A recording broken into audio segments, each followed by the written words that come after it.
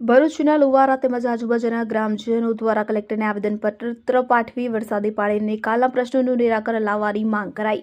ભરૂચના લુવારાના ગ્રામજનો દ્વારા આજરોજ કલેક્ટરને આવેદનપત્ર પાઠવવામાં આવ્યું, જેમાં જણાવ્યા અનુસાર લુવારા તથા વગુસણા ગામમાં પ્રવેશ દ્વાર તથા ગામની સીમની આજુબાજુ વર્ષો જુદી જુદી કાંસો આવેલી હતી અને આ કાંસો ખૂબ લંબાઈ તથા પહોળાઈ વાળી હતી। આ જુદી જુદી કાંસો મારફતે વરસાદી પાણી તથા આજુબાજુ ખેતરોનું પાણી તથા આજુબાજુના ગામની સીમનું પાણી આ કાંસો મારફતે ખૂબ સરળતાથી વહી જતું હતું।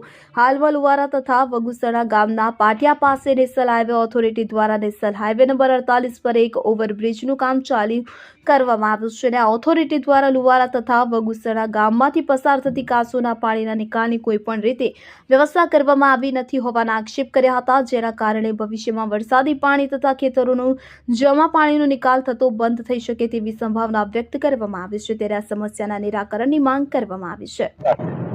પૂર્વ રહેવાસી લુવારા મોહસિન આદમ પોચા આજ 26/12/24 ના રોજ કલેક્ટર સાહેબ ભરૂચશ્રીને આવેદનપત્ર આપવા આવેલા છે। જે લુવારા ગામે વર્ષોની માંગણી બાદ એક બ્રિજ મંજૂર થયેલો છે, જેનું કામ ચાલુ છે।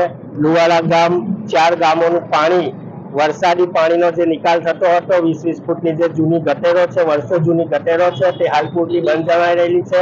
એ ગટેરોનો અમને નિકાલ કરી આપવા અમે કલેક્ટર સાહેબશ્રીને આવેદનપત્ર આપવા આવેલા છે।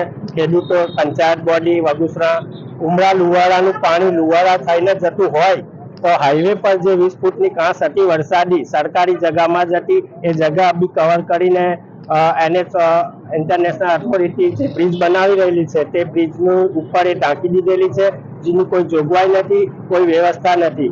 આવનારા દિવસોમાં વરસાદી પાણી લુવારાની અંદર ભરાય, 200 થી 250 મકાનોની વસ્તી હોય, નાના નાના બાળકો હોય, કોઈક રોગચાળો ફાટે, રેલ થાય, આ તે એની બધી જિમ્મેદારીની અંદર અમને કોઈ હજુ નિરાકાર મળેલ નથી। આપ સાહેબશ્રીને મીડિયાના માધ્યમથી નમ્ર વિનંતી છે કે તાત્કાલિક ધોરણે સ્થળ નિરીક્ષણ કરી તમે આની અમને કોઈ જોગવાઈ કરી આપો।